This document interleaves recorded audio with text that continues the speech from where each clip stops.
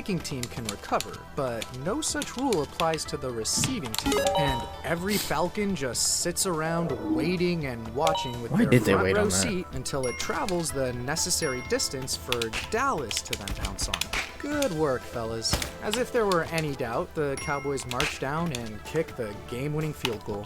At home the next week, I shit you not, the very next week, this same team now has a 16-point lead, the ball, and 10 minutes on the clock. Nearly identical circumstances as one of their likeliest moments to win Super Bowl 51. 4 years later, here's their chance at a mulligan. The Falcons take that chance and somehow find a way to allow 3 touchdowns down the stretch, one of which is thanks to multiple Falcons each forgetting the NFL is not two-hand touch, and lose. Spectacular. So congratulations to the Atlanta Falcons, who have become the first team to ever drop back-to-back games in which they held a fourth quarter lead of at least 15 points. Oh my God. What embarrassments for their fans to have to endure in such a short period of time. Can't they at least get a sliver of a break between witnessing total meltdowns? Fine. 2 home games later, Atlanta's down by 2 points and about to run a first and goal play with a little over a minute left in a game against a Lions team out of timeouts. The Falcons can take the clock down to 1 second, kick a chip shot game-winning field goal, and leave no time for Detroit by simply running and or kneeling twice. What won't take the clock down to 1 second is running the ball just once. In the huddle, Matt Ryan looks running back Todd Gurley right in the eye. Can you imagine? Colts are bad, aren't they? Abundantly clear that a touchdown, by giving the Lions a chance to answer, would be detrimental. Gurley proceeds to take a handoff and, unlike Frank Costanza, fails to stop short, much to the glee of the Lions defense. In developments that shock precisely no one, Matthew Stafford quickly cobbles together a drive that ends with a game-winning touchdown pass on the final play. Now, I'm sorry, but that is some brilliant work by our bird. It is. Okay. It's absolutely brilliant. They blew a lead because they forgot the rules of football. Then they blew another lead to break an all-time record. Then they blew another lead because they scored a touchdown by accident in the one-in-a-million scenario in which scoring a touchdown would be bad. There are probably a lot of teams that go a decade without a single loss this funny. The Falcons did it 3 times in the space of a month. As soon as you think you have a handle on these Falcons, they continue to escape your grasp. 2 men in particular demonstrate this very well. In 2010, Matt Bryant completed his first full season as the Falcons field goal kicker, beginning a full decade of remarkable consistency. He played until his age 44 season, becoming one of the only such players to appear in an NFL game in modern times. Days after we release this episode, Tom Brady will join this club, thereby rendering this chart completely out of date and ruining everything what the hell else is new anyway. Between Bryant, Steve DeBerg, and Morton Anderson, the Falcons have been doing their best to corner the market on old guys.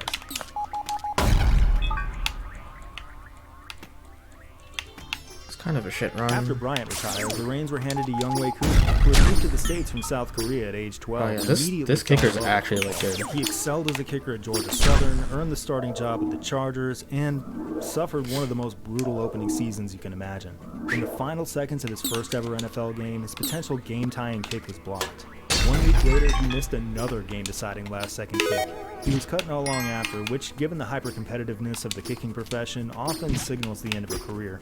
But Koo fought his way back, first with the AAF's Atlanta Legends, and later with the Falcons, setting the table for a 2020 season that's one of the best a kicker has ever had. Koo nailed Korean 37 of his NFL 39 legend attempts for a percentage of 94.9, which only 3 other kickers have ever surpassed at that volume. At just 27 years of age, Younghoe might be kicking in Atlanta for a long time. The NFL is arguably kind of short on cult heroes relative to other sports, but he really is one. In part owing to his comeback story, and in part because he's only the second South Korean-born player, after Hines Ward, to achieve NFL stardom. What's so confusing about this, as it relates to the Falcons, is that a missed field goal is the most conventional way to lose a game in tragic fashion, and no one is more proficient at blowing football games than the Falcons. And yet, in this chaotic decade of Falcons football, almost no team has had a more reliable kicking game. Over the last 11 years, thanks to Matt Bryant and Younghoe Koo, they're second in the NFL. In fact, across their history, the Falcons have been the beneficiary of historic kicking catastrophes. The shanks by Mike Michel in the '78 playoffs, and of course that shocking Gary Anderson miss that helped send them to Super Bowl 33. The Atlanta Falcons lose games they aren't supposed to. And they don't even lose those games in ways you'd expect. Missed field goals are 317. Okay. They're creating parts.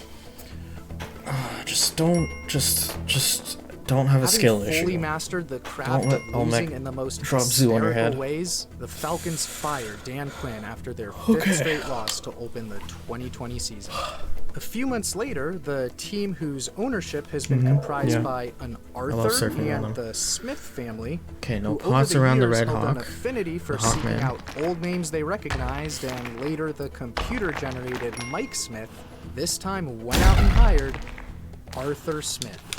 In his first offseason in Atlanta, a known troublemaking nuisance to the Falcons from long ago had decided to emerge and make some new trouble for the Falcons. Professional shit talker Shannon Sharp, the man who spent the week of Super Bowl 33 engaging Ray Buchanan in a war of words, was silenced on the field, never getting another pass thrown his way following his first quarter gaffe that led to an interception. 350! Decades later, in May 2021, on 1 health going into Temple. Live on air during an episode of his TV show, Undisputed, Sharp placed a phone call to his pal, Julio Jones, for whom there had recently been percolating rumblings of a potential trade by the cap-strapped organization. Yeah, all right. Julio answered what he thought was a private call. Thanks, Carl. Thanks, Jin. Thanks, all the GGs. Crystallized the situation for the entire world. You want to go to the Cowboys, Julio? Or you want to stay in Atlanta? Oh, man, nah, I'm out of there, man.